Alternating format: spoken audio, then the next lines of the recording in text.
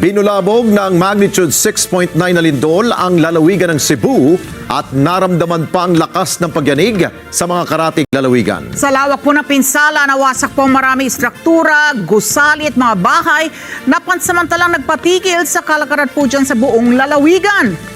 Agad namang inilagay sa state of calamity ang lalawigan ng Cebu kung saan nagsanib puwersa ang iba't ibang ahensya ng pamahalaan para agad na makapagresponde sa mga biktima ng pagyanig. Report mula kay Vin Pascua. Alas 9:59 ng gabi nang bulabugin ng 6.9 magnitude na lindol ang lalawigan ng Cebu.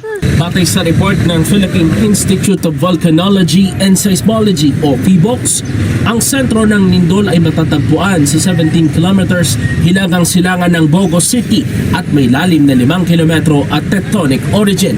Una itong iniulat na magnitude 6.7 at kalaunan ay itinaas sa 6.9.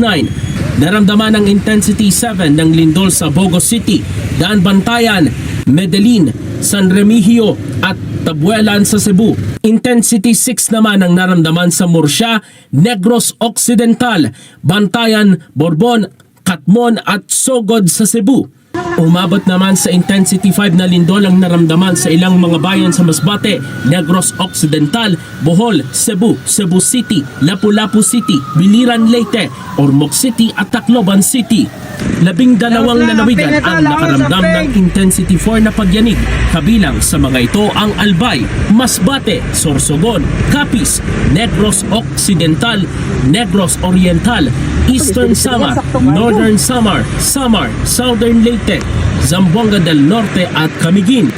Naramdaman din ang intensity 3 na lindol sa Daraga at Legazpi City sa Albay, Iriga City sa Camarines Sur, Donsol, Sorsogon, Ibahay, Calibo, Macato, New Washington at Numancia sa Aklan, Tibiao sa Antique, Dumaguete City at Sibulan sa Negros Oriental, Rizal sa Zamboanga del Norte, Balingasag at Laguindingan sa Misamis Oriental at Cagayan de Oro City.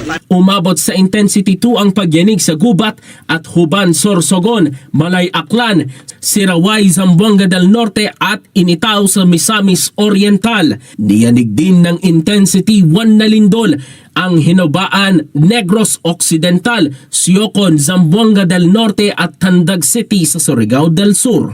Ayon kay Office of Civil Defense o OCD Officer in Charge, Assistant Secretary Bernardo Alejandro Dafort, dahil sa lakas ng lindol ay lubhang malawak ang naging pinsala nito. Katunayan, nasira ang ilang makasaysayang istruktura at lumang gusali sa bayan ng Sogod, habang sa Cebu City may mga bitak at pagbagsak ng bahagi ng mga hotel, mall at gusali. Agad ding isinailalim ang lalawigan ng Cebu sa state of calamity. Iwas din ang publiko na magtungo sa mga lumang gusali sa Hilagang Cebu hanggat hindi natitiyak ang kaligtasan ng mga ito. Bukod sa Cebu, ilang karatig lalawigan din ang nakaranas ng matinding pinsala ng lindol. Sa Iloilo City, lumabas ng kanilang mga unit ang mga residente ng isang condominium sa Haro matapos maramdaman ang pagyanig. Sa Bicol Region, naramdaman din ng lindol at naiulat ang pagsiklab ng isang transformer sa bayan ng Uwas. Sa ulat ng PHIVOLCS, mahigit sa 848 na aftershocks ang naitala. Ipinatupad din ang suspensyon ng klase at trabaho sa maraming lugar bilang pag-iingat. Dahil dito, inaasahang mas makikita pang lawak ng pinsala sa buhay, kabuhayan at ari-arian ng ating mga kababayan sa lalawigan sakaling marating na ng otoridad ang ilan pang mga lugar na hindi pa naaabot ng responde ng gobyerno. Vin Pascua para sa Mata ng Agila. Batatak! Batapak! Batapat!